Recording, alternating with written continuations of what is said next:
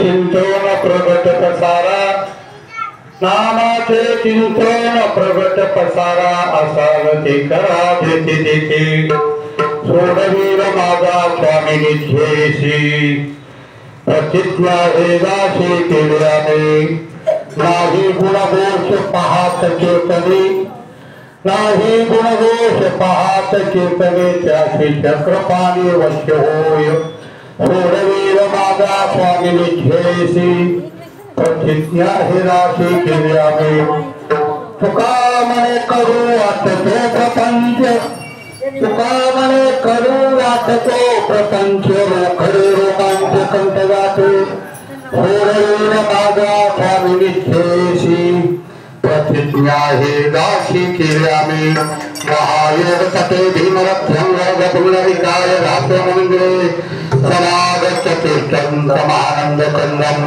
परब्रह्मलिंगम भजे पांडुरंगम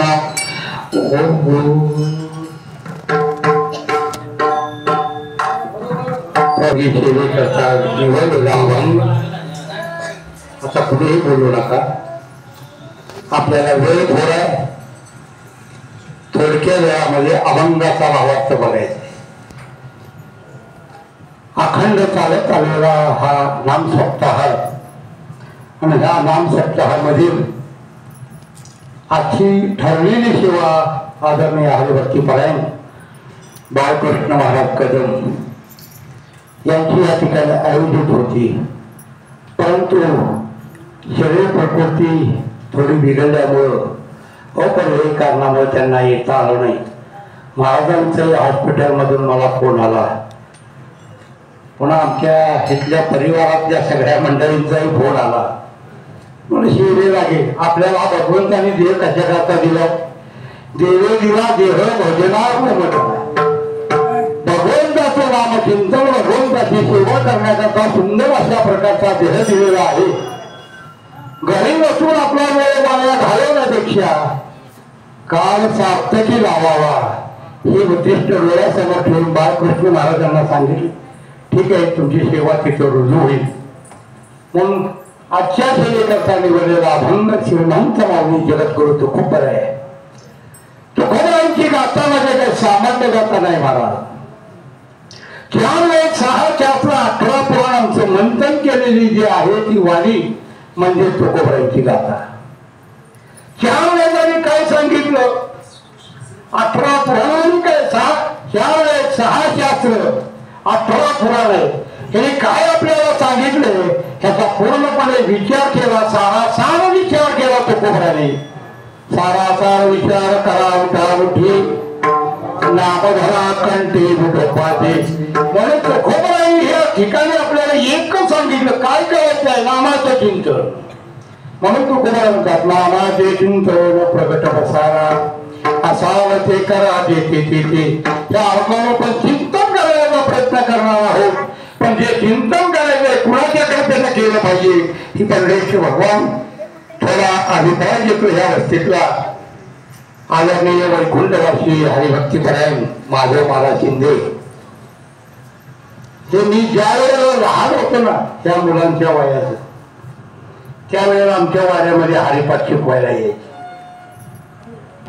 बघा फार जुने आठवणे आणि त्यावेळेला मी एकदा ह्या मंदिरामध्ये मंदिर झाल्यानंतर इथं येऊन गेलेलो आहे माधवराव शिंदेचे एकच विचार डोक्यात होता त्यांना फक्त पुराण आवडायचं जास्त आवड म्हणलं तर पुराण आहे रामायण असेल राम विजय असेल पांडव प्रताप असेल हरिविजय असेल भक्तिविजय असेल ह्या सगळ्या ग्रंथावर ते पारायण वाचन करण्याकरता अर्थ सांगण्याकरता म्हणून ते आमच्या वाड्यामध्ये गावामध्ये देगाव यायचे त्यांच्या जोडीला असणारे वैकुंठवासी हरिभक्तीपरायण ज्ञानेश्वर महाराज ताकमोगे हे त्यांचे जोडीदार कामगार आणि त्या दोघांचं एकदम जीवन संबंध असल्यामुळं ते एकमेकांच्याकडे येणं जाणं त्यांचं वाढलं पण त्यावेळेला मी त्यांना पाहिलं आणि मी येताना गाडीवर म्हणतच होतो आमचा जोडीदार आलाय अनिल अनिलला म्हणत होतो ह्या वस्तीत माधव बुवा एक होते आणि ते आपल्या वाड्यात हरिपाठाला पुराणाला यायचे आमच्या वाड्यात अखंडपणे पुराण चालायचं बघ आम्ही लहान होतो त्यावेळेला आणि एक आहे हे ज्या वेळेला बाळकडून पाजलं जातं त्यावेळेला ह्या नवीन पिढीला संस्कार लाभतात हे लक्षात ठेवा. म्हणून संस्कार द्यायचे असतील तर तरुण झाल्यानंतर त्याला संस्काराचा डोस किती पाजा त्याला उपयोग नाही मला. जर द्यायचे संस्कार तर बाळपणात द्या, नाहीतर गर्भामध्ये द्या. तुम्ही म्हणाल हे कसं काय शक्य आहे? अभिमन्यूला कुठे संस्कार झाले? अभिमन्यूला ह्या असणाऱ्या चक्रव्यूहामध्ये जाण्याकरता भगवंतांनी जे सांगितलं ते कुठं सांगितलं? अभिमन्यू कुठं होता? आईच्या पोटामध्ये सांगत होते ब्रह्मांडाचा मालक भगवान श्रीकृष्ण परमात्मा आणि मातोश्रीला झोप लागलेला आतून हुंकारा द्यायला चालू केला तो म्हणजे अभिमन्यू. बराच वेळ हुंकार ऐकायला कृष्ण परमात्मा म्हणाले बहीण काहीच कसं काय बोले ना. जोपर्यंत भगवंतानी खोटं सांगायचं होतं भगवंताला चक्रव्यूहात जाण्यापुरतं तेवढं बघितलं तेव्हा आत गेलेलं सांगितलं, पण बाहेर येण्याचं सांगायचं अगोदर महागाई जरूर पाहिलं तर बहीण झोपी गेली आणि हुंकारा कोण देतो तर आतून गर्भातला बालक देतो. म्हणून माझी एकच कळकळीची विनंती आहे, गरोदर महिलांना टीव्ही दाखवू नका, एवढंच महत्वाचं आहे. त्याच्याकरता तुम्ही एक करा, रामायण वाचायला द्या, ज्ञानेश्वरी वाचायला द्या, तुकोबांची गाथा वाचायला द्या. का त्या अर्धगावने संस्कार होणार आहेत. ते संस्काराला फार मोठी किंमत आपलं खूप उद्योग मेहनताचा ते बालक पुढे जन्माला येणार आहे. अभिमन्यूने गर्भात ऐकलं, मग चक्रव्यूह फोडून आत गेले, पण चक्रव्यूहातून बाहेर येताना ते ऐकलं नव्हतं, त्याच्यामुळे त्याचं त्यांना गतप्राण व्हावं लागलं. मग प्रत्येकाने विचार करा, गर्भसंस्काराची जर व्याख्या पाहिली तर ही इथून आपली सुरुवात आहे. त्याच्याही पुढे जाऊन जन्माला आलेल्या बालकाला काय केलं असेल तुम्ही मला दृष्टांताने सांगा. मला दृष्टांताने सांगतो, पुराणात्मक कथा सांगतो, बाहेरचा एकही शब्द बोलणार नाही. महत्वाचा विषय म्हणजे बालकांना संस्कार देत असताना अंगाईची कथा आपली मदरसे सांगते. हा देह नाशिवंत बरोबर बांधा वरी चरण घातले रे कोणी कीटकांचा सांगा दुर्गंधी रे अमंगतीचा बांधा स्मरेच्या हरिहरा शरण गावी गोविंदा पडले बदलसा रे बारा. हे कोण सांगतो? लहानपणामध्ये आईच्या नावाला संस्कार त्याची मदत असा. पण मी नेहमीच्या कीर्तनात सांगतो, पिता असावा तर कबीरासारखा, माता असावी तर मदरेश्वरसारखी. का खरोखर त्यांनी जगाच्या पाठीवर नोंदच करून ठेवली महाराज.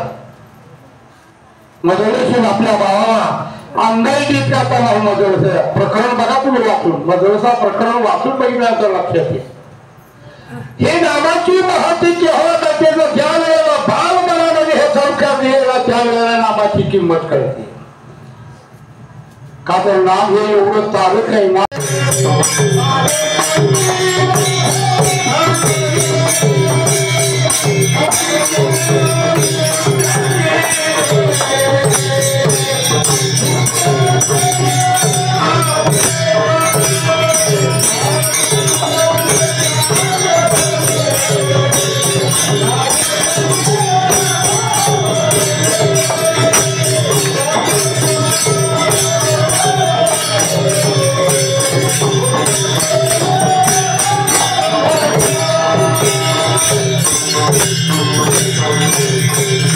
प्रमाण कोणी कुणाला द्यावं.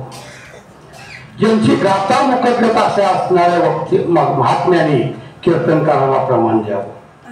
आणि कीर्तनकाराला जर प्रमाण नाही आठवलं तर त्यांनी गाथा मुकदगत असणाऱ्याला विचारावं, वा तुम्ही हे प्रमाण सांगा पुढे काय. आमच्या देवकरांच्या घरावर एक ब्राह्मण होते महाराज, त्यांची गाथा मुकदगत होती. संपत बुवा ह्या नावाने विख्यात होते. अखंड 12 महिने अंगात सतत होतच असायचं, बंधन नाही काही नाही, उघडच असायचं. थंडी असो, उन्हाळा असो, पावसाळा असो. त्या संपत बुवांची गाथा पाठ होती. फक्त ते देहूकर बालकांना प्रमाण देत होते बसून. त्यानंतर दुसरी जी होती ती शिरणबुवा भांबलेवाडीकर, त्याची गाथा मुकदगत होती. मालकाने त्यांना विचारलं, भाऊ पुढचं प्रमाण काय? त्यावेळेला त्यांचा अधिकार आहे. मी का सांगतो याचं कारण आहे, त्याला मर्यादा आहेत. मर्यादेच्या चाकोरीतून आपण कीर्तन करू, का तर मर्यादेला फार मोठी आहे आणि कीर्तनाची मर्यादाचेच कीर्तन होणं गावाची गरज आहे. नाहीतर आता आपण पाहतो कीर्तन गावाचं थैमान झालंय. कोण काय सांगतंय कोण काय सांगतंय त्याच्याकडे बघू नका, का तर आपल्याला जे घ्यायचं आहे ते महत्वाचं. आपण अखंड हरिनाम सत्ता कशासाठी करतो, त्याला एकच कारण आहे, आपला उद्धार झाला पाहिजे. आपली अवस्था अशी व्हावी, तुकोबरांची जी अवस्था झाली, काही नाही उद्धार पाहिले काही कृपा करेल नारायण आईचे तुम्ही सांगा संत जन करा समाधान चित्त माझी. ही अवस्था आपली होण्याकरता आणि ही अवस्था तुकोबरांची झाली, त्यावेळेला तुकोबरा म्हणतात आपण ह्या उद्धार होण्याला केव्हा कारणीभूत आहे, तर फक्त भगवंताच्या नामचिंतनाने कारणीभूत आहे. मग तुकोबरा म्हणतात आपल्याला नामाचे चिंतन प्रगट पसारा असाल ते करा, ते कुठं करा, जिथं असाल तिथे करा. का सोडवलेलं बाबा स्वामीचे विश्वास आहे महाराज. अंतकरणाच्या ठिकाणी दृढ विश्वास असावा, त्या विश्वासाला कारणीभूत ठरतो आणि परमात्मा विश्वासाने होतो. आणि जर अंतकरणात विश्वास नसेल तर आपला उद्धारही होत नाही, आपला परमार्थही होत निष्फळ ठरतो. म्हणून तुकोबरा आपल्याला सांगता सोडविल माझा स्वामीने खेळची प्रतिज्ञा हे दासी केली आम्ही. कीर्तनात कुणाचाच दोष पाहत नाही महाराज, नाही गुणदोष पाहत कीर्तनी. कीर्तनी म्हणजे नामचिंतनात जे आहेत ते. तुम्ही मला कीर्तनात म्हणले आता क्रांतकारी उभं राहिले, ऐकायला श्रोता बसला, माता भगिनी बसलेले. या कीर्तनामध्ये त्याचा विषय नाही, जे घरात बसून देखील नामचिंतन करतात त्यांचं देखील कीर्तनच आहे. कीर्तन म्हणजे नामघोष निर्लज्ज करते हरीचे गाण. निर्लज्ज अंत करणारे नामचिंतन करणारी जी मंडळी आहे ती कीर्तन आहे. लक्षात ठेवा. 2 तास इथं उभं राहून काहीतरी सांगलं त्याला कीर्तन म्हणत नाही. कीर्तन म्हणजे नामघोष. नामाचा जप झाला पाहिजे आणि जोपर्यंत नामाचा जप आपल्या अंतःकरणातून होत नाही तोपर्यंत भगवंताची प्राप्ती होत नाही. मग ही अवस्था ज्या वेळेला प्राप्त होईल त्यावेळेला तुकोबरांचा तुका म्हणे कडू वाटतो प्रपंच खडे रोमांच कंठगाते. तुकोबरा म्हणतात प्रपंच हा कसा वाटतो तर कडू वाटतो, कारल्यासारखा. आपल्याला कडू वाटतो का गोड वाटतो प्रपंच? खरा तर प्रपंच कडू आहे हे तुकोबरांनी सांगितलं आपल्याला. म्हणून तुकोबरा म्हणतात तुका म्हणे कडू वाटतो प्रपंच. आणि हे ऐकलं प्रपंच ही व्याख्या कधी शब्दाचा उच्चार करतात अंगावर रोमांच उभा राहतात. रोखडावे रोमांच कंठ दाटे, कंठ दाटून येतो ही अवस्था तुकोबरांची आहे. आणि तेच तुकोबरा आपल्याला सांगतात की बाबा खरोखर जर हे करायचं असेल तर एक करा, नामचिंतन करा आणि त्या सगळ्या संकटातून आपल्याला आम्ही निवारण केल्याशिवाय राहत नाही. म्हणून एकदा अभंगाचा थोडक्यात भावार्थ सांगितला. आता विस्तार आपल्याला ताज्या करता आणखीन आपल्याला सर्वात तास वेळ आहे. विठ्ठल विठ्ठल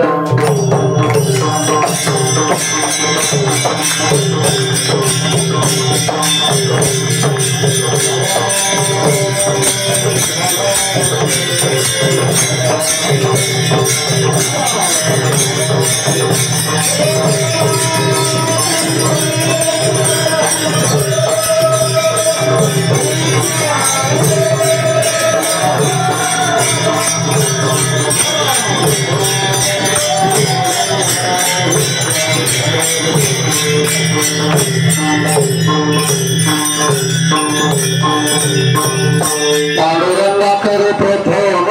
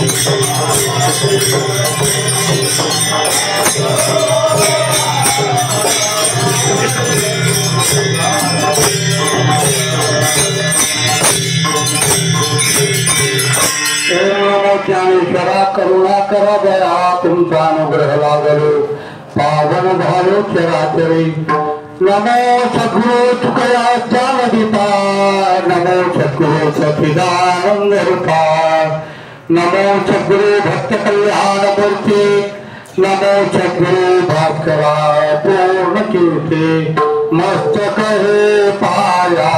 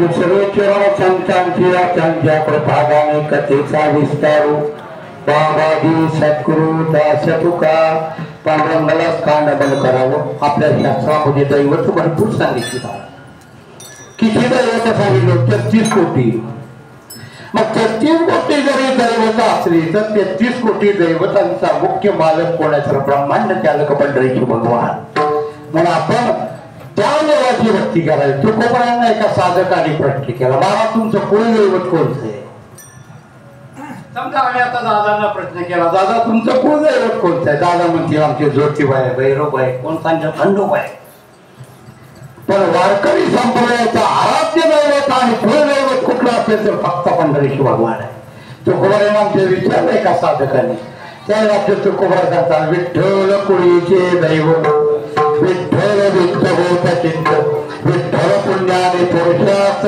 आवड हे मात विठ्ठलाची खरोखर भाग्य आपलं आपल्याला पंढरीला रोज दर्शनाला जाणं होत नाही पण समोरीत आपल्या वस्तीमध्ये पूर्वजांनी बांधलेलं हे मंदिर आणि या पंढरीनाथांचं दर्शन आपल्याला नित्याला होतं आपलं खरोखर भाग्य अहो त्या भगवंताच्या रूपाला पाहिल्यानंतर पाहिली या वेळी पैसे जीवी जडो काय अवस्था होती महाराज एकाकडे चित्तानं त्या भगवंताकडे बघा आणि जे रूप डोळ्यामध्ये सातवा अंतकरणामध्ये आठवा समाधी लागते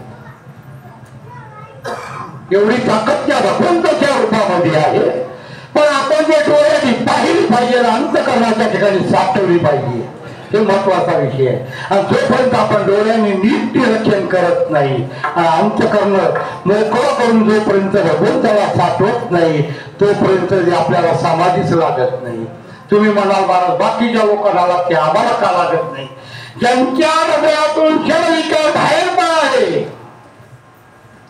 त्यावेळेला वेता येऊन राहतो महाराज कधी राहायला देव मोकळा बाजारात भाजीची पिंडी आणली की आपण भाजी करून खातो तसं काय देव मंदिरात आणणार आपल्या हृदयात बसला सोपं नाही महाराज देव असल्याचं ठिकाण देखील योग्य वाटतं महाराज त्या आपलं हृदय ना त्या हृदयामध्ये किती गोंधळ आहे किती जमन थैमान असते कान खोल मर मत्सर दंभ अहंकार या 6 विकाराला बाहेर काढावं लागतं त्यावेळेला आणि त्यावेळेला आपल्याला समाधी लागते. म्हणजे षडविकार बाहेर टाकावे लागतात आणि ज्यांचे षडविकार बाहेर टाकले गेले त्याला जागोजागी समाधी लागली. हे लक्षात ठेवा. आमच्या तुकोबऱ्याला भोगणेश्वरावर, भंडारा डोंगरावर, भालचंद्र डोंगरावर कुठं असेल त्या ठिकाणी तुकोबऱ्याला समाधी लागायची. विधी अवस्थेमध्ये भगवंताचं नामचिंतन करायची तयारी होती. गोरेला काकाला त्याच पद्धतीची समाधी लागायची. अनेक संतांचा इतिहास त्यांच्या हृदयातून षडविकार बाहेर गेलेले होते आणि आपल्या हृदयात षडविकाराने घर केले. मला पण जोपर्यंत आपले षडविकार बाहेर जात नाही तोपर्यंत मुखाने नाम देखील येत नाही. नाम येणं सोपं आहे का? सहजासहजी जीभ देखील नावाने होत नाही. काही काही लोकांना आपण म्हणतो चला आज कीर्तना जाऊ किंवा आलो तुम्हाला पण जर तर हे शब्द आले की ओळखायचं ही येत नाही. ते येत नाही त्याचं कारण आहे. त्याचं कारण आढळलं त्याच्या अंतकरणाची विकार आढळले येतात. त्याच्यामुळे तो कीर्तनाला येत नाही आणि कीर्तनाला येऊन बसणारा, कीर्तन ऐकणारा आणि कीर्तनात टाळ घेऊन उभा राहणारा सगळ्यांना पेमेंट एकसारखाच आहे. हिचं काय भेदभाव नाही. गाणारे असू द्या, टाळकरी असू द्या, मृदंगवादक असू द्या, बसून ऐकणारे असू द्या, मंदिराच्या बाहेरच्या पटांना बसून ऐकणारे असू द्या, सगळ्यांना मोबदला एकसारखं. त्यात काही बदल नाही. पण इथं येत असताना आपल्या हृदयातले षडविकार आपल्या घरात ठेवायचे. सुचारूपता अंतकरणाने आजच्या कीर्तनाचा विषय आपल्या डोक्यात ठेवण्यासारखा आहे का याचा विचार करत यायचं. आणि आज मग कीर्तन सुटल्यानंतर घरी जाताना महाराजांनी काय सांगितलं. काय काय कीर्तन करायला सवय आहे. सासूबाईच्या बासुंदीचा दृष्टांत सांग. अहो पुराण काय आपल्याला बघायला मिळत नाही. काही भाकर कथा सांगायची गरज नाही. मला कीर्तनामध्ये विधी अवस्थेला पोहोचण्याकरता कीर्तन आहे. सासूबाईच्या बासुंदीचा दृष्टांत ऐकण्याकरता कीर्तन नाही. कीर्तन चांग होय नाही रूप ही अवस्था प्राप्त होण्याकरता म्हणून कीर्तन आहे. पण नाम शब्द कशासाठी? कीर्तनासाठी. आपण अखंड हरिनाम सप्ताह करतो ते फक्त केवळ आपल्या देहाचा उद्धार व्हावा याच्याकरता आपण अखंड हरिनाम सप्ताह करतो. आपला उद्धार होईल. पण ह्या परिसरातले जेवढे म्हणून मंदिरात येतात, कीर्तन ऐकतात, भगवंताचं चिंतन करतात, त्यांचा देखील उद्धार होतो.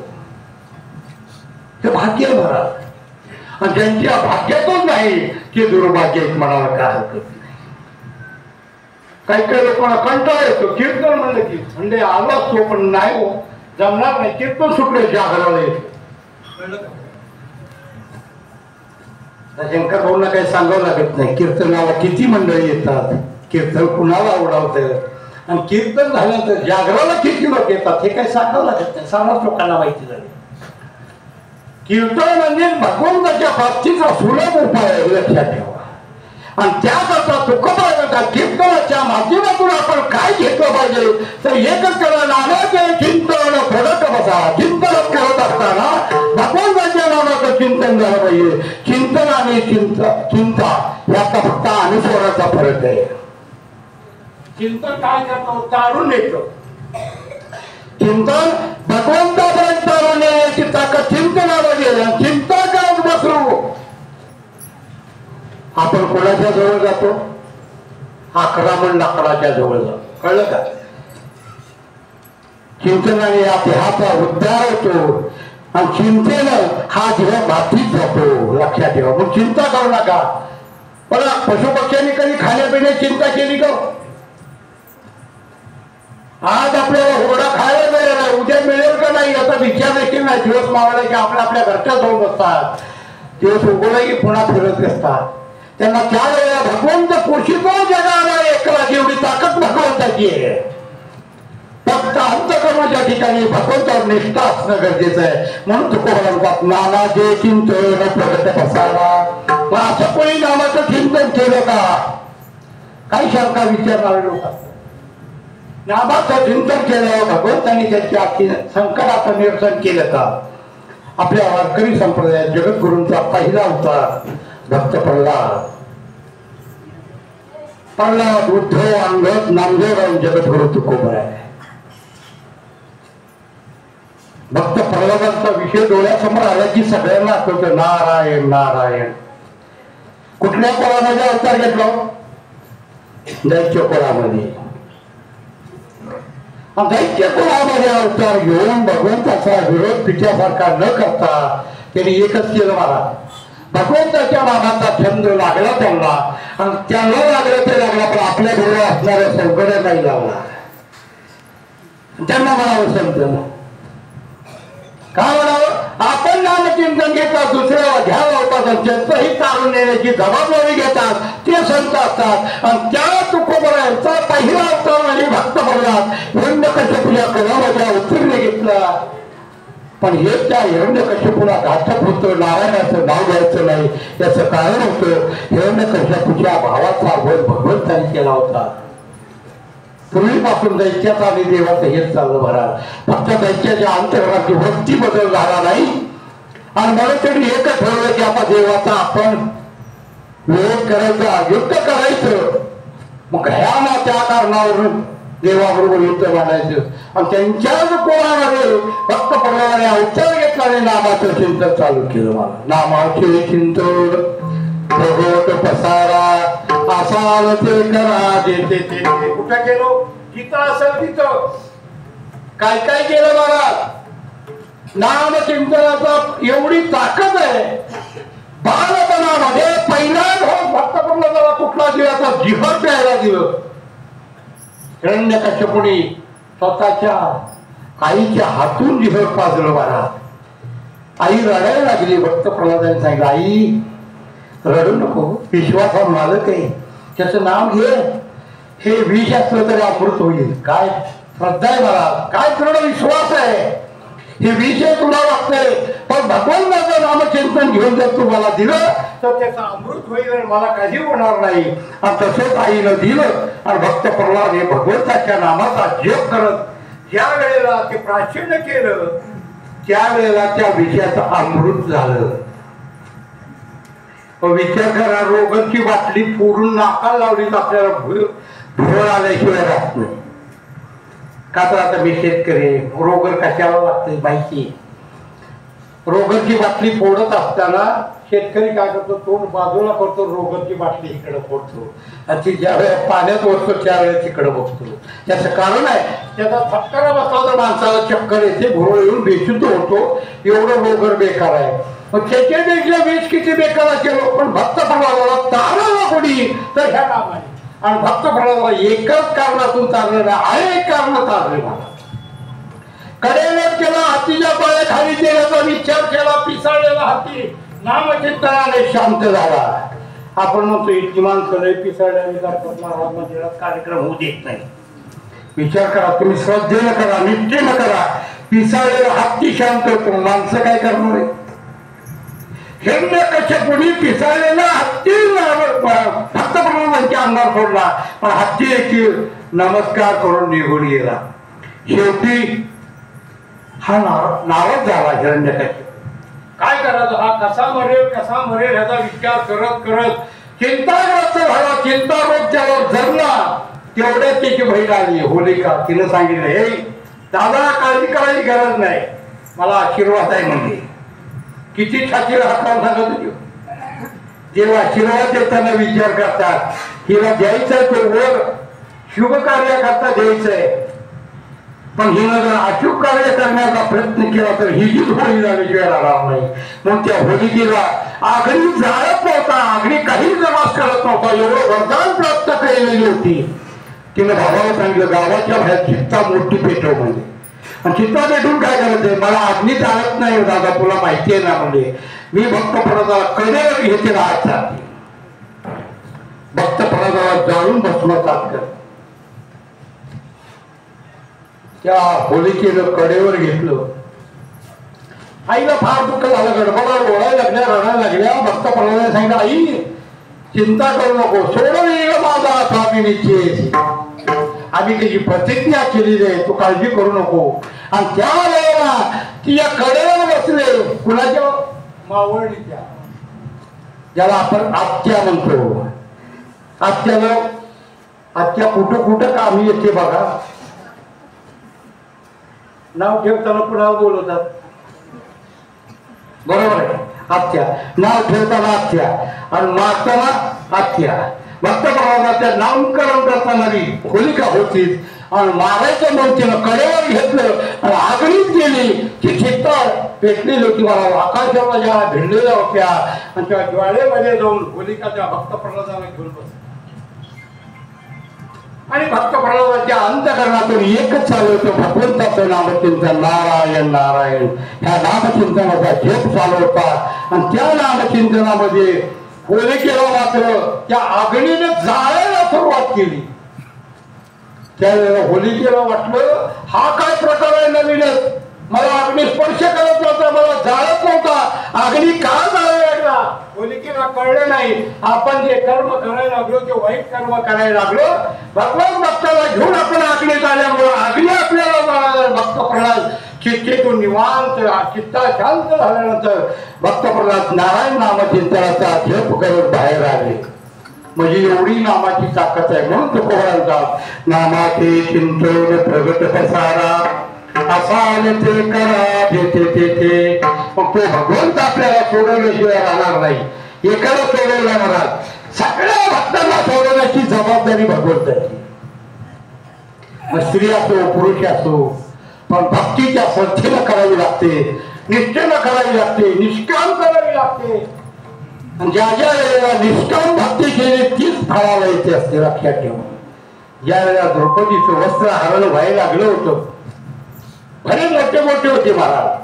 भीष्माचार्य, कृपाचार्य, द्रोणाचार्य सगळे मोठे मोठे होते. 5 पांडव सभा होते. सगळ्यांनी पाहिलं पण कुणीही त्या असणाऱ्या दुष्टांना आवडू शकलं नाही. दुर्योधनाचा हुकूम दुःशासनाने पाळला, वस्त्र फेडायला सुरुवात केली. त्यावेळेला आमच्या द्रौपदीला टाहो पडला. कोठे गुंतला अशी द्वारकेच्या राजा, वेळका सखयाला मेला. काय म्हणतो? कोठे गुंतला अशी द्वारकेच्या राजा. द्वारकेच्या राजा म्हणल्यानंतर भगवंताला जागा सोडायला लागली, द्वारकेला जावं लागलं. द्वारकेवरून परत यावं लागलं. स्वतःच वस्त्र होऊन द्रौपदीच्या अंगाला गुंडाळला. काय सापडते? द्रौपदीला पुन्हा देवाला प्रश्न केला, देवा माझं लज्जा रक्षण करण्याकरता माझी एवढी विटंबना होत असताना तू का लवकर आला नाही, उशीर आला. त्यावेळेला भगवंताने सांगितलं, द्रौपदी तुझंच गणित चुकलं. म्हणजे तू काय म्हणाली, कोठे गुंतलाशी द्वारकेच्या राया. तू म्हणल्यामुळे मला द्वारकेत जावं लागलं आणि द्वारकेतून परत यावं लागलं. कोठे गुंतलाशी द्वारकेच्या राया आणि वेळ का सखयाला गेला. तेवढं ऐकल्याबरोबर परत मी आलो आणि वस्त्र बनून तुझं रक्षण केलं. ही माझी जबाबदारी होती. पण आपल्याकडं निष्ठा असणं गरजेचं आहे. पण आपल्याकडं निष्ठा आहे का? निष्ठा निष्ठी आहे. प्रत्येकाने बारकाईने विचार करावा. दादांना माहितीये आपल्या सप्त्यामध्ये भंडारा बरोबर बघतात, निष्ठा निष्ठी करणारा मी सांगत असतो डोंगर उतरून खाली जा. सोपा मार्ग आहे का ना? आपण या ठिकाणी आलो कशासाठी ह्याची प्रत्येकाला जाणीव असणं गरजेचं आहे. आपण घर सोडायचं, सोलापूर शहर सोडायचं, पुण्यापर्यंत 250-300 किलोमीटर पर्यंत जायचं आणि तिथे गेल्यानंतर खपसून खायचं, ताणून झोपायचं किंवा इकडे तिकडे फिरायचं. फिरणाराला झोपणाराला माझ्याकडं माफी नाही. तिथं आलंय तिथली सेवा कर, काम कर. काय काम करायचं आपल्याला? काय तिथे कटाळाच्या पाट्या टाकायच्या. सकाळी आपला पहाटे काकडा होतो, काकडा झालं की ज्याने गापा पारायला. गेल्या वर्षी आपले किमान 50 लोक गापा पारायला बसले होते. 750 माणसं तिथे कार्यक्रमाला उपस्थित होती. मला जगद्गुरु तुकोबारायांच्या घराण्यातली 5 कीर्तन त्या ठिकाणी झाली. अनिकेत महाराज मोरे, पुरुषोत्तम महाराज मोरे, पुन्हा बापूसाहेब मळवलीकर महाराजांचे चिरंजीव सोम महाराज देहूकर, बाळासाहेब महाराज देहूकर, कान्होबा महाराज देहूकर. बाळासाहेबांना त्यावेळेला अचानक येता आलं नाही. त्यांचा फोन आला, अभिमन्यू मला काही येता येणार नाही, पण ही सेवा मालकाची सेवा म्हणून तुलाच करावी लागणार आहे. तूच काल्याचं कीर्तन कर, बाकी त्याला कुणाला करू देऊ. आज्ञाप्रमाणे रंभो अभंग आपल्या इंदूरकडल्या भागातील फार मोठा वक्ता सुंदर आहे. तुकोबरायांच्या बद्दल अंतकरणात पिळवटून गेलेला वक्ता. तुकोबरायांच्या विधी अंतकरणाच्या ठिकाणचा जो भाव आहे तो फार आगळा वेगळ्या भागात. आमचे रंभो अभंग मंडाळा डोंगराचे विश्वस्त रवींद्र महाराज ढोरे एकंदरीत त्या सप्त्यामध्ये 8 दिवसाचा उत्सव असतो, पण माझ्या सप्त्यामध्ये 10 कीर्तन होतात. ठरावच्या नियमानुसार द्वादशीला सकाळी कीर्तन होतं. आमच्या आईसाहेबांची पुण्यतिथी तिथंच येते. आपला सप्तमीला चालू होतो ना, अष्टमीला आईसाहेबांची पुण्यतिथी, ते एक कीर्तन एक्स्ट्रा वाढवतो. मग ते आपल्या भागातल्या एखाद्या वक्त्याला दरवर्षी एक कीर्तन देतो, द्वादशीत आणि आईसाहेबांच्या पुण्यतिथीत. पूर्वी सगळ्यांना आपल्या भागातल्या लोकांना कीर्तनं दिली, पण आता स्वतः महाराज तुकोबरायांच्या घराण्यातली मंडळी त्या वर्षी मला शिवाजी महाराजांचा निरोप आलाय, आम्हाला एखादी सेवा मिळेल का तुमच्या सप्त्यात? ते आपलं भाग्य आहे, मला काय हरकत. अहो त्या महात्म्याने म्हणावं, तुकोबरायांच्या वंशजांनी म्हणावं की तुमच्या सप्त्यात आम्हाला येऊन कीर्तन करायचं आहे. पण आपल्या गेलेल्या लोकांनी तिथं गप्पा मारत जर बसलं तर मला सहन होत नाही. तुम्ही कितीही खा, कितीही काही करा, पण कार्यक्रमाच्या वेळेला बाहेर जाणं मला बुद्धीला पटत नसल्यामुळं थोडा लोकांना स्वभाव कडक वाटतो. पण कडक असतो ना तोच खरा गुणकारी असतो, लक्षात ठेवा. औषध कडू असतं पण ताप गेल्याशिवाय राहत नाही. ताप जाण्यासाठी कडू औषधाचा काढा घ्यावा लागतो. तसं परमार्थ करत असताना ज्या वेळेला कडक काय बोललं जातं त्यावेळेला ऐकून घेण्याची क्षमता अंतकरणाच्या ठिकाणी असावी आणि मंदिर सोडून बाहेर न जावं, एवढा बंधन माझ्या सप्त्यामध्ये. आता ते स्वभाव म्हणून म्हणा किंवा फळ पद्धतीच्या नियमात बसणारे वाक्य म्हणा, त्या पद्धतीने मी थोडं चालवतो. हुकुमशाही नाही, पण प्रेमाने सगळ्याला आत घेण्याचा प्रयत्न करतो. एवढा पावसाचा धुमाकूळ असताना देखील या वर्षी 750 माणसं सप्त्यामध्ये होते. 25 वर्ष पूर्ण झाली या वर्षी. आणि 25 वर्षात पहिल्या वर्षी 45 माणसावर केला. आता 25व्या वर्षी 750 माणसावर. जर पाऊस आला नसता तर 1000 माणसाचं गणित 25व्या वर्षात होतं. पण ह्या वर्षी ती नक्की संकल्प पूर्ण होणार आहे. आणि जगद्गुरु तुकोबरायांच्या गाथ्याचं भव्य पारायण 100 गाथ्याचं पारायण तिथं होणार आहे. तिथं फक्त एकच आहे, काय करायचं, काय करायचं नाही, खायचं आहे, प्यायचं आहे आणि नामकीर्तन घ्यायचं आहे. सप्त्यामध्ये दुसरं काही काम असतं का? काय काय लोकांना किती सांगावं लागतं, काही विचारायला नको.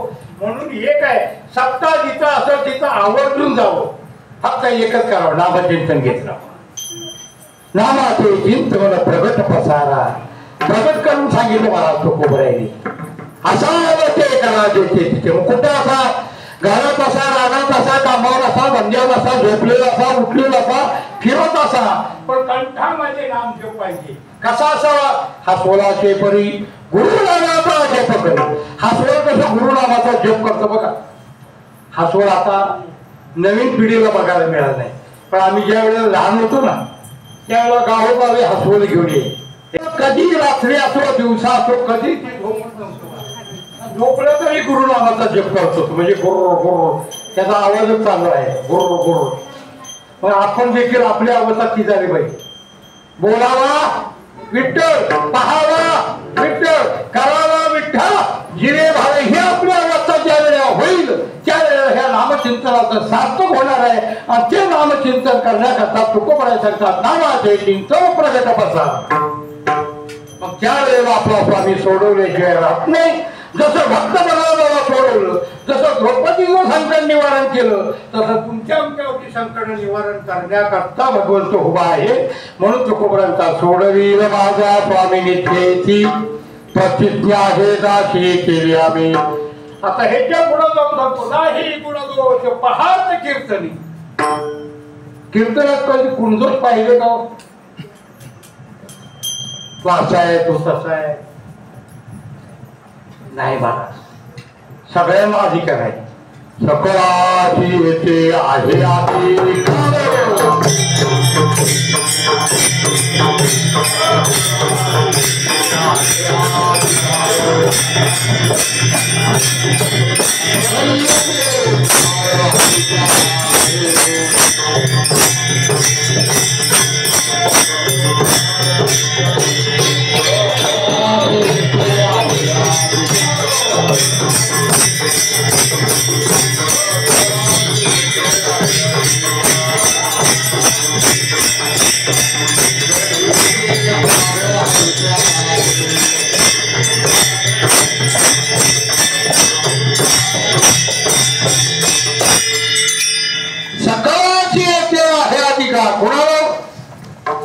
सगळ्यांना सांगितलं मला कोणाला कोणाला सांगितलं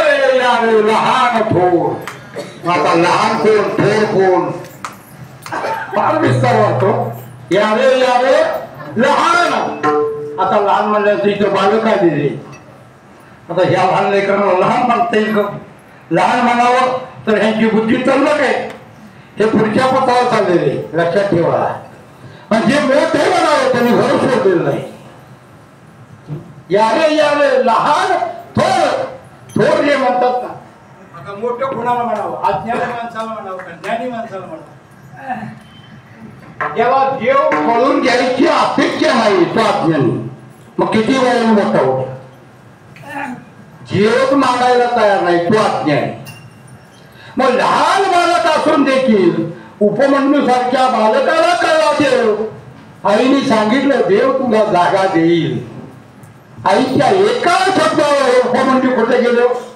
तपासाचनेला गेले वय किती होतं लहान पण ज्ञान त्याचे मोठं झालं आणि त्याने करून भगवंताने शिराचा सागर त्यांना प्राप्त केलं ह्याच्याकरता लहान कोण आहे मोठं कोण आहे आपण उगाच म्हणतात वयाने आमची 70 लागते तुम्हाला काय कळतं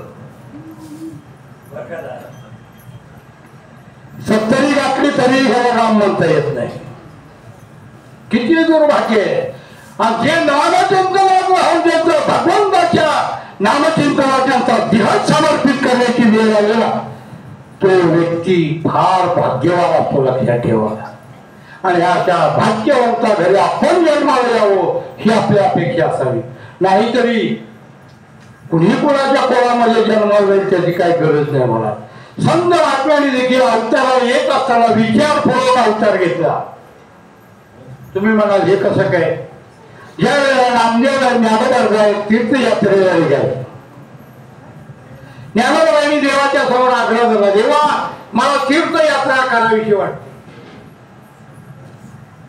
ज्ञानोबाईंना देवाला नाही म्हणता येईना आणि ज्ञानोबाईने हट्ट धरला माझ्या बरोबर नामदेवाला पाठवून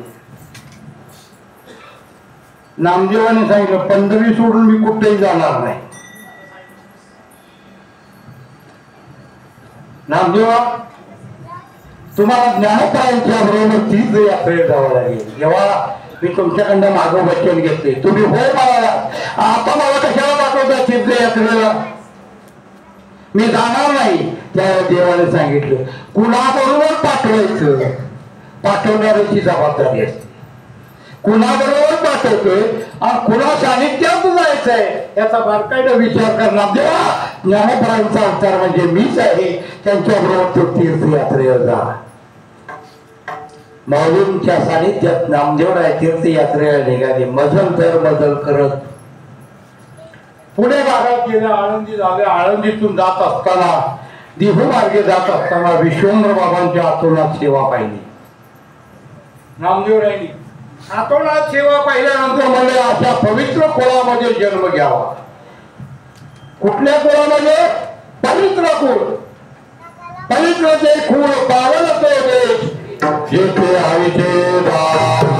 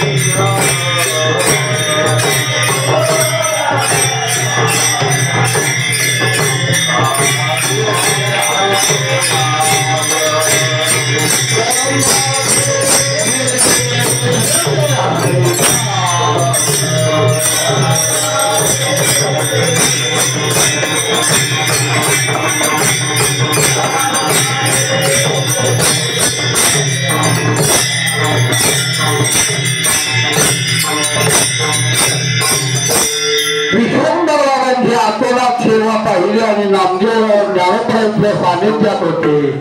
आणि त्या वेळेला नामदेवरांना वाटलं की खरोखर जन्म घ्यायचा असेल तर अशा पवित्र कुळामध्ये घ्यावा, ही मनात संकल्पना निर्माण झाली. बघा, संकल्पना देखील अशा चांगल्या उत्पन्न व्हाव्या घरात. नाहीतर एखाद्याचं घर बरबाद करण्याची संकल्पना जर निर्माण अंतःकरणाच्या ठिकाणी होत असेल त्याचा उपयोग नाही महाराज. मग दैत्य कोणापेक्षा आपण दुराचारी म्हणायला काय हरकत नाही. चांगले विचार ज्या वेळेला डोक्यामध्ये येतात त्यावेळेला चांगले विचार नामदेवरांच्या डोक्यात आले आणि विश्वेंद्र बाबांचं दर्शन केलं. विश्वेंद्र बाबांचं वय थकलेलं होतं आणि त्यावेळेला विश्वेंद्र बाबांना भगवंतांनी सांगितलं आता तुम्हाला वारीला यायची गरज नाही, तुमच्या मनामध्ये आंबेवनात मी त्या ठिकाणी येतो. आंबेवनात भगवंताची मूर्ती जी प्रगट झाली, जिथं आबीर बुक्का आणि तुळशीचा सुगंध येतो त्या ठिकाणी प्रगट होईल. हा दृष्टांत खरा ठरला. दिहू गावातल्या काही भाविक मंडळीला घेऊन बाबा त्या आंबेवनात गेले आणि तिथं ती उकरल्यानंतर भगवंताची स्वयंभू मूर्ती जगाच्या पाठीवर परमानंदाचं आणि रुक्मिणी याचं पहिलं मंदिर कुठे असेल तर फक्त देऊच आहे, लक्षात ठेव. पंढरी सुद्धा नाही. पंढरी देव एकीकडून आईसाहेब एकीकडून. बघा, देव एका मंदिरात, आईसाहेब एका मंदिरात आणि त्याच्यानंतर पहिलं आईसाहेब आणि भगवंताचं एकरूप असणारं मंदिर म्हणजे देहू. का तर त्यांचा अधिकार तेवढा मोठा होता. त्यांच्या पवित्र कुळामध्ये पिढ्यानपिढ्या 8 पिढ्यापर्यंत परमार्थ चालत आला. 8व्या पिढीला जगद्गुरु तुकोबरायांचा अवतार. मग तिथूनही पुढं आता 12व्या पिढीपर्यंत परंपरेनं निष्ठेनं श्रद्धेनं सेवा करणारी मंडळी, त्यांची निष्ठा चुकली नाही म्हणून देव त्यांना काही कमी पडू देत नाही. आणि वारकरी घराला फडकरी घराला जो असतो ना, त्यांच्याकडे एक असते मला निष्ठा. आणि निष्ठा यांची डगमगत नाही, त्याच्यामुळं फडकऱ्यांना काही कमी पडत नाही. लोक म्हणतात फडकऱ्यांना काय कमी, अहो फडकऱ्यांना काही कमीच नाही. पण फडकरी निष्ठेला आहेत आणि आपली निष्ठा निष्ठी होते, त्याच्यामुळं आपल्याला दुर्दशा भोगावी लागते. निष्ठा त्यांनी सांभाळायची, आपण निष्ठा निष्ठी करायची. आपल्याला सांगितलं दशमी दिवशी या, एकादशीला राहा, द्वादशीला थांबा, खिरापा घेऊन तुम्ही जा. आपण काय म्हणतो, बरं आपल्याला जमतं का? नाही. बघ असो, ते झालं. आषाढी कार्तिकी सोडल्यानंतर फडकऱ्यांच्या दिंड्या कुठं कुठे जातात? तेरला जाते, आरणला जाते, त्र्यंबकेश्वरला जाते, मच्छिंद्रगडाला जाते. म्हणजे सगळ्या संतांच्या ठिकाणी दिंड्या घेऊन जाण्याची जी जबाबदारी कोणी सांभाळली? त्यांची निष्ठा डगमगीत झाली नाही. मला ते निष्ठेनं सांभाळलं. आणि आपण निष्ठा निष्ठी करतो आणि ही निष्ठा निष्ठी आपल्याला कारणीभूत ठरते. म्हणून अंतःकरणपूर्वक सांगतो, निष्ठा निष्ठी न करता ज्या नामचिंतनाची ताकद आहे ती आपल्या अंतःकरणाच्या ठिकाणी पूर्ण ठेवा. ब्रह्मांडाचा मालक हृदयाच्या ठिकाणी येऊन राहिल्याशिवाय राहत नाही आणि काही कमी पडत नाही. मी स्वाभिमानानं सांगतो, ज्यावेळेला पहिला सप्ताह केला त्यावेळेला माझ्या घरची कंडिशन काय होती मी आता सांगितलं तर 1 तास विषय जाईल. एवढी बेकार कंडिशन होती महाराज. तारं त्या कसरतीत आपण जीवन जगलो. काही लोकांनी त्यावेळेला अपवाद पण शब्द काढले. गिरण्या बंद पडल्या, कर्ज पाणी झालं, महाराजांनी पोट भरण्याचं साधन सोडलं. म्हणजे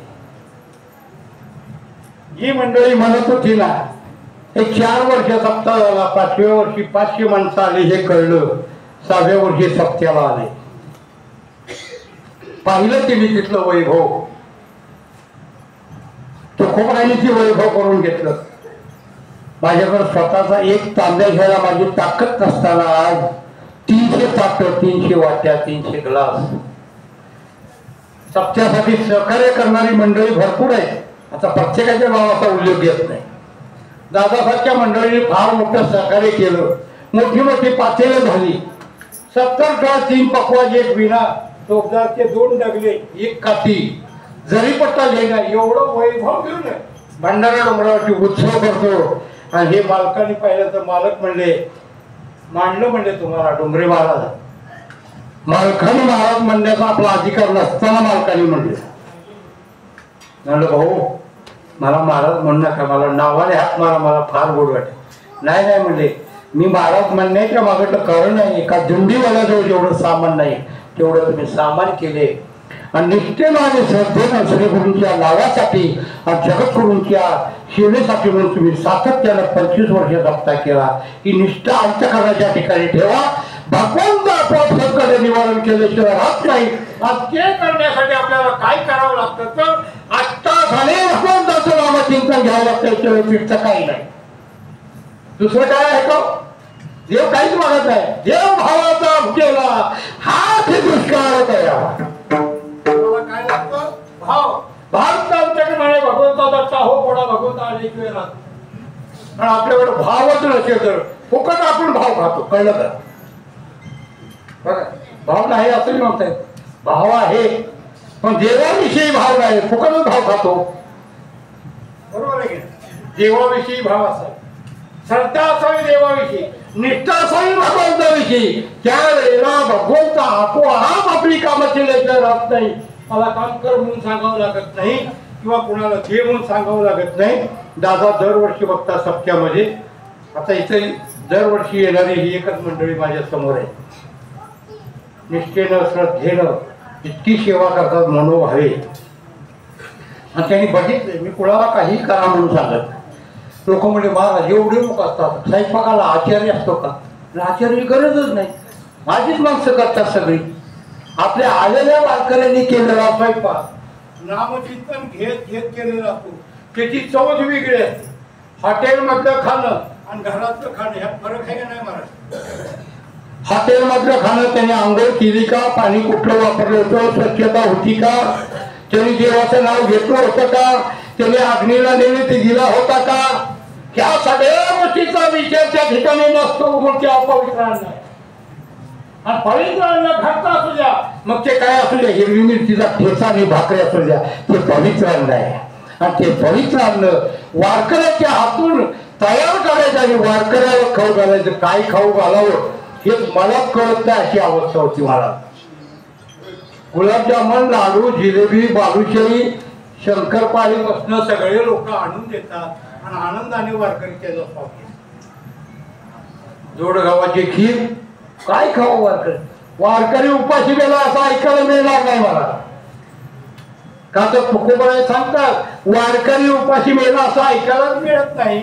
वारकरी खाऊन खाऊन मेला म्हणावं पण उपाशी मेला म्हणून ऐकायला मिळत. लाखोनी समाज असतो आमच्या माऊली बरोबर, ज्ञानोबरायांच्या बरोबर, तुकोबरायांच्या बरोबर, नाथबाबांच्या बरोबर, सगळ्यांच्या बरोबर लाखोनी समाज येतो. एकही उपाशी राहत नाही. आणि उपाशी राहिले असं ऐकायला जर मिळालं तर त्या दिवसापासून कीर्तन करत नाही. हे भगवंताची जबाबदारी आहे. आपण कोण देणार? आपण कोण खाऊ घालणार?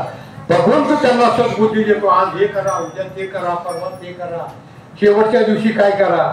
माग काय काय वेळेला लोक म्हणायचे काल्याला पुरणपोळी करू. सर विचारलं की आता डाळ किती लागेल तर लोक सांगतात 25 किलो लागेल. 25 किलोच्या पोळ्या करायला आताची महिला मंडळ तयार आहे. भाकरी करायला कोण तयार होत नाही. मला तरी 2 पाहुणे आलेलं भाकरी करायच्या का चपात्या करायच्या हा विचार चाललेला असतो. भाकरी करायचं म्हणलं तर लई त्रास होतो म्हणून चपात्या केल्या जातात. बरोबर आहे का? पण त्या ठिकाणी सगळ्याच प्रकारचं भोजन असतं. असं कसे केव्हा मिळतं तर ते भगवंताच्या कृपेने मिळत असतं. आपण काही करत नाही. भगवंताची ती जबाबदारी आहे. आणि तो भगवंत सगळ्या गोष्टी तारून येतो. म्हणून आपण एक करायचं निश्चिन्न नाम घ्यायचं. म्हणून तुकोबराय म्हणतात नामाचे चिंतन प्रगट पसारा असावं ते करा जेथे तेथे सोडविल माझा स्वामिनीचे प्रतिज्ञा आहे दासी केल्याने. बोला चाल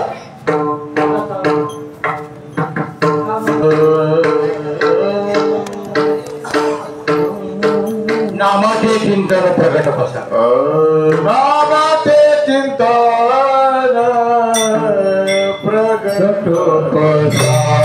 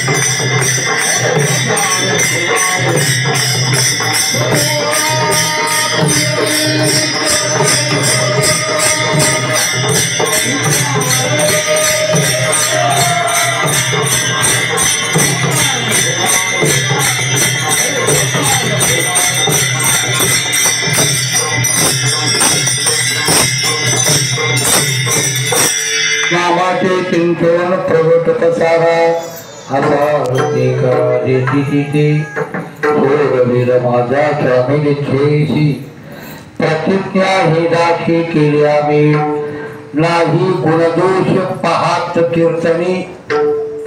इथं काही लोक कीर्तन ऐकायच्या निमित्तानं यावं, काही लोकांनी भोजन प्रसाद घेण्याच्या निमित्तानं यावं, काही लोकांनी कीर्तनकारांनी कसं सांगितलं ह्या विचाराने यावं, काही लोकांनी काय गातात कसे गातात कोण कुठं चुकतात हे पाहण्यासाठी यावं. आता ह्याच्या पुढे जाऊन सांगा मोठ्या मोठ्या साप्त्याने छपल्या सुद्धा पळवून नेणारे लोक येतात. मग अशांना देखील तुकोबाई म्हणतात नाही गुणदोष पाहत कीर्तनी त्याशी कृपाने वश होय. तेव्हा देखील भगवंत कृपा करतो. आणि कृपा करतो म्हणजे नेमकं काय करतो हे विचार घेऊन डोक्यात आलेले असतात ते दुर्बुद्धी नाहीची करतो. आणि ज्या वेळेला दुर्बुद्धी जाते सद्बुद्धी अंतकरणाच्या ठिकाणी विस्तार पावते प्रगट होते त्यावेळेला वाटतं आपण हे उठाठी उगच केले. काय वाटतं हे आतापर्यंत आपण जे करत होतो ना उठाठेवी उगच करत राहिलो. त्या उठाठेवी न करता जर भगवंताचं नामचिंतन आपण केलं असतो ना ते जसे तरुण जातात तसे आपणही तरुण गेलो असतो. तरण्याचा ते हा भरवसा कुणाचं जे नामधारक आहे त्यांचा ते तरुण जातात मग आपल्याला बुडावंच लागतं ना. पण एक लक्षात ठेवा जो नामधारक आहे त्याला वड्याच्या पाण्यात बुडता येणार नाही, नदीच्या पाण्यात बुडता येणार नाही, नव्हे नव्हे भवसागरात देखील बुडता येत नाही. तुम्ही म्हणा भवसागर कसं टाळायचं आहे? भवसागरात तरुण जाणं सोपं आहे का? पण भगवंताने स्वतः सांगितलं भवसागर तरता कार्य करीत सा चिंता पहिला फुगा जाता कधी करत ठेवणी. त्यांच्या कंठामध्ये नाव आहे ना त्यांना भवसागर काही करत नाही. अहो भगवंताला उभा राहण्याकरता पुंडलिक शिरोमणी भक्त धर आहे पुंडलिक राहायने अशा बंधनातून उभा केलं देवाला. देवाला सांगितलं देवा आमच्या आई वडिलांची सेवा होत तुम्ही एक करा तिथं जाऊन उभे राहा. कुठे एक घेतली वीट फिरकावली बारा. पुंडलिक रायाने वीट फेकली. त्या पुंडलिक रायाला देखील काय महात्म्य म्हणतात का रे पुंड्याला त्यालाशी उभे केले विठ्ठलाशी. त्यांचा अधिकार होता आपला अधिकार नाही. पण त्या पुंडलिक रायाने विटीवर उभा केलं आणि देवा सांगितलं देवा तुला उभारायचं आहे ते माझ्या आज्ञेप्रमाणे. भगवंत सत्ता गाजवण्याची ताकद नामधारकाकडे होते. कसं उभारायचं विटीवर पावलं समान ठेवायची म्हणजे त्याचं कारण आहे. विटीवर पावलं का समान ठेवायची? तू जर पाऊल मागं पुढे केला बळीच्या डोक्यावर पाय देऊन बळीला पाताळात घातला तसं एखाद्या भक्ताला पाताळात घातली. म्हणून तू पावलं समान ठेव. समान ठेव पावलं त्या पावलात जे मस्तक ठेवतात त्यांच्यावर कृपा कर बाकी काही करू नको. आणि दृष्टी कुठं ठेव नाकागरावर ठेव. नाकाच्या शेंड्यावर दृष्टी हलवायची नाही देवाला सांगितलं. मला देवाकडे येतं दृष्टी इकडे तिकडे सुद्धा करत नाही महाराज. नाकाच्या शेंड्यावर दृष्टी आहे बघून जाईल का मूळ पापी जैसे तैसे उतरी काशे लावून. कशी येऊ दे मूळ येऊ दे पापी येऊ दे सगळ्यांचा उद्धार करण्याकरता भगवंताला त्या ठिकाणी उभा केलं. आणि भगवंत डोळे नाकागळाच्या शेंड्यावर ठेवून उभे राहिले. नाहीतर डोळ्यांनी जर बघितलं असतं डोळे वाकडे करून ब्रह्मांडाची होळी होण्याची ताकद त्यांच्या नामामध्ये होती. पण तेवढी सोपी साधनं केली आणि हात कुठे ठेवायला सांगितले. हाताने किती मारलो? हात मारला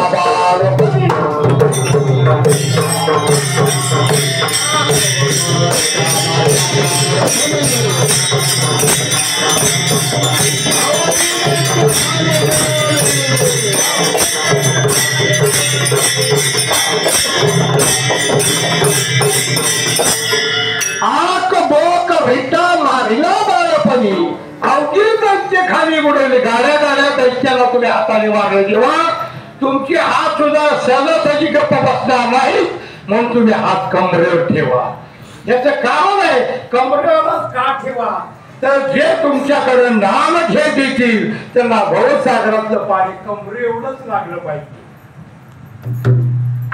किती बांधून घ्यावं पुंडलिकरायाने तुमच्या माझ्या करता तरी देखील आपण निष्ठेनं त्या भगवंताच्या वारीला जात नाही. महाराज सगळ्या सांगावं लागतं वारी आली चला, वारी आली चला. आपल्या सोलापूरकरांची प्रसिद्ध वारी म्हणजे माघ शब्द. माघ वारी आपल्या सोलापूरकरांची किती टाहो फोडून सांगावं. प्रत्येकाच्या घरोघरी जाऊन सांगावं चला वारीला, चला वारीला. मग ह्या वारीचं एवढं महत्व आहे. वारीचं जेवढं महत्व तेवढं पंढरीचं महत्व आहे. पंढरीचं जेवढं महत्व तेवढं पांडुरंगाच्या रावळाचं महत्व आहे. आणि पांडुरंगाच्या रावळाचं जेवढं महत्व आहे तेवढं शिखराचं महत्व आहे. आणि शिखराचं जेवढं महत्व आहे तेवढं आत असणाऱ्या भगवंताचं महत्व आहे. आणि हे जोपर्यंत आपल्याला कळलं जात नाही तोपर्यंत आपण कीर्तन ऐकून सुद्धा रिकामी असतो. लक्षात ठेवा. पाहता मुळाची पाठ कीर्ते घरची तिथे पाठ.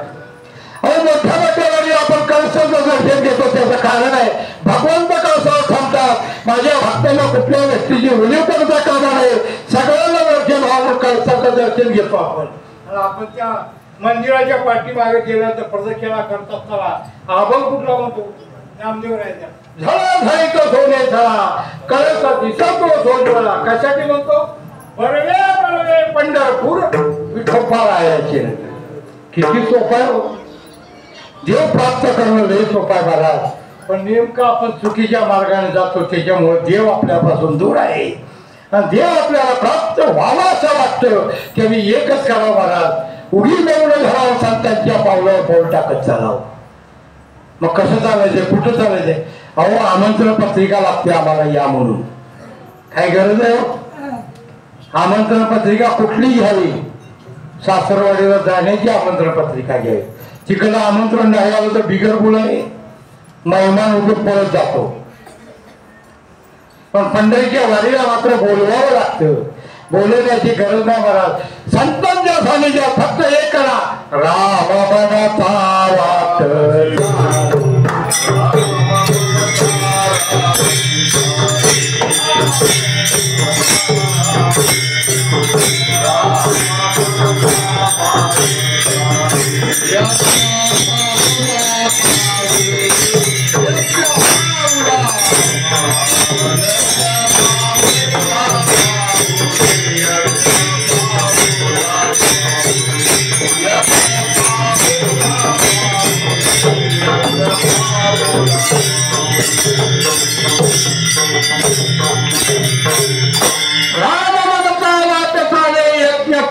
पावले कुठं फक्त राम म्हणत वाट चालत जा. कुठं सासरवाडीला का पंढरीला.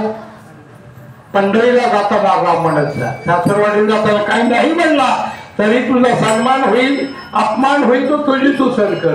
पण हिथं गेल्यानंतर आता सन्मान झाल्याशिवाय राहत नाही. ब्रह्मांडाचा मालक वाट पाहत उभा राहतो पंढरीला निघाल्यानंतर. आपण वाट पाहेवा भेटीची आवडी कथाळ तातडी उठावे. म्हणजे पंढरपूर किती पवित्र आहे किती गोंडस आहे किती सुकुमार आहे त्याचा बारकाईने विचार करा. सगळ्या तीर्थांचं माहेर हे पंढरी आहे. आवडीचं तीर्थे करते एकविरा चंद्रभागा एकविरा आवडीला संता एकविरा भेटी पुंडलिक दृष्टी. आणि आपलं सार्थक करून घ्यायचं असेल तर तो कोणाचा तुका म्हणे जन्मा.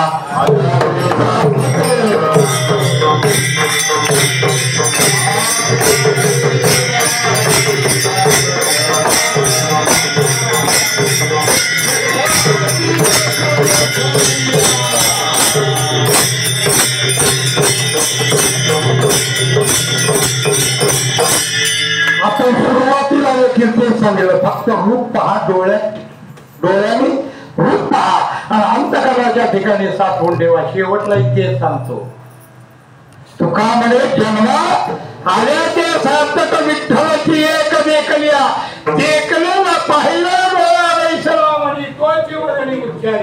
अशी अवस्था आपली प्राप्त झाली म्हणजे ओळखायचं की आपला उद्धार झाला. नाही तर सगळ्यांना भ्रांतीच असते मला काही आपण कसं उद्धारावं, कसा उद्धार होईल, कसा उद्धार होईल. अहो महात्म्याने मला काही नाही उद्धार पावे, तुकोबराच्या महात्म्याने मला.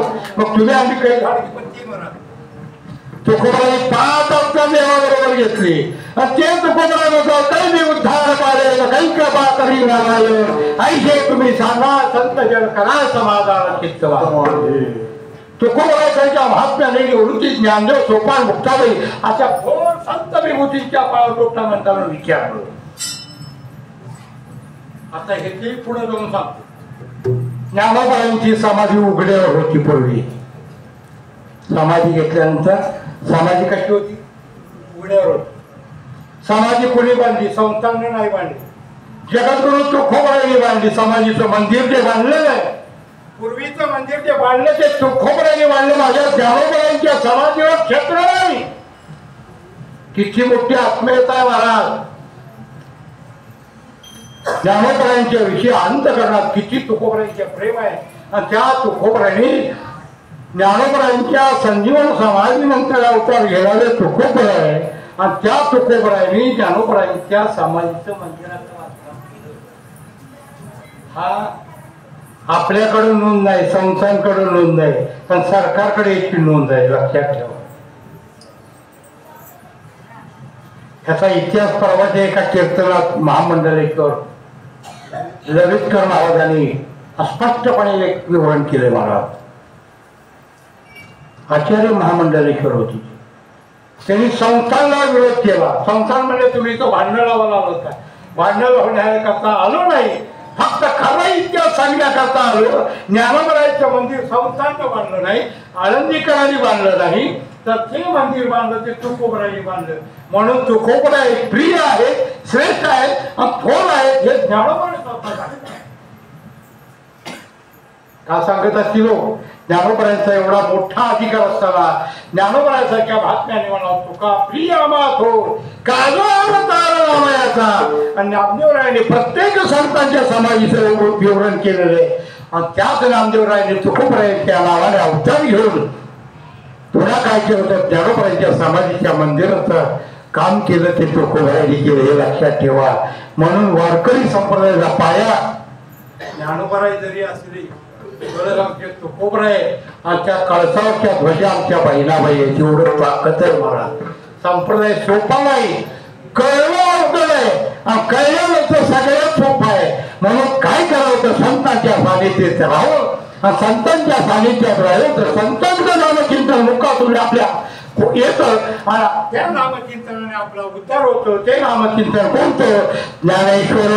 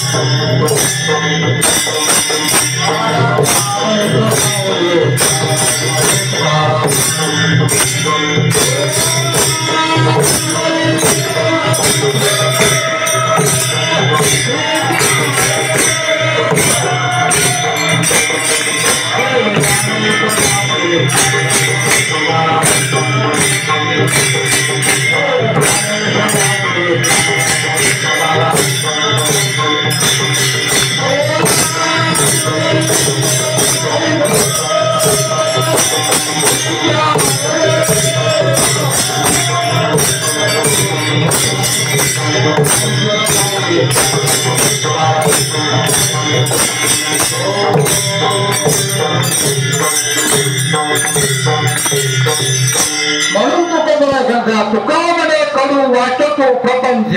प्रपंच कडू वाटतं याचं कारण आहे प्रपंच रचना सर्व ही भोगुनी त्या गेली.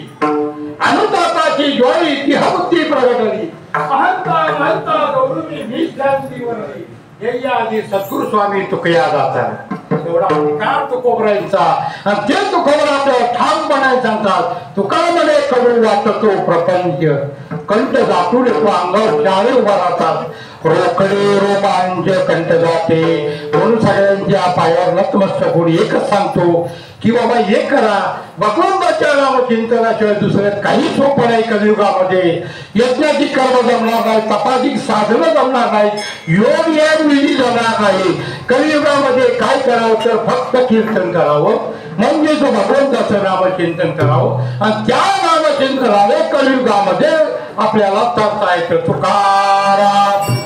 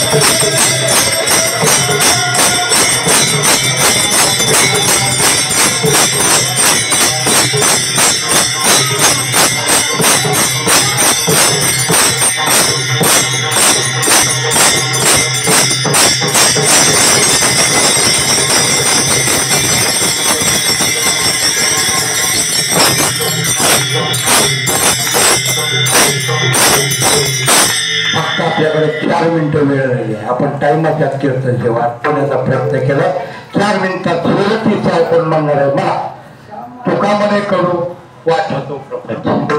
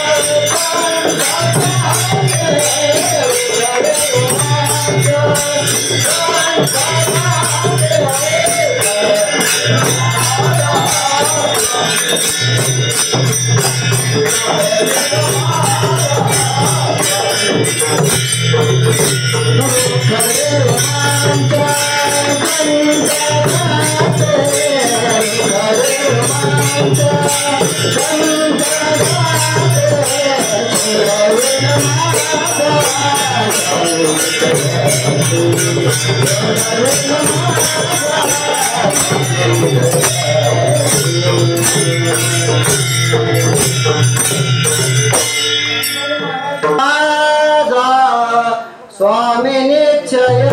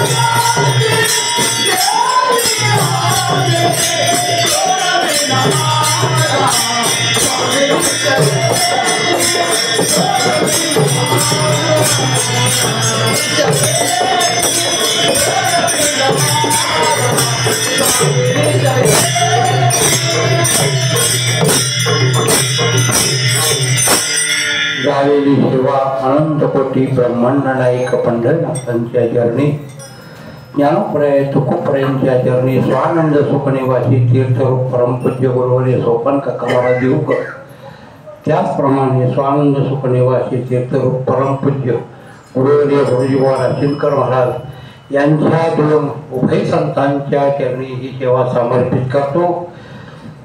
आता ह्या ठिकाणी सेवेला अचानक माझा योग आला। तुका मने होता ठेवा तो या भावाचा पडला। वासी पाता नियोजित सेवा नसताना देखील सेवा मिळतो तो ठेवा तो लक्षात ठेवा।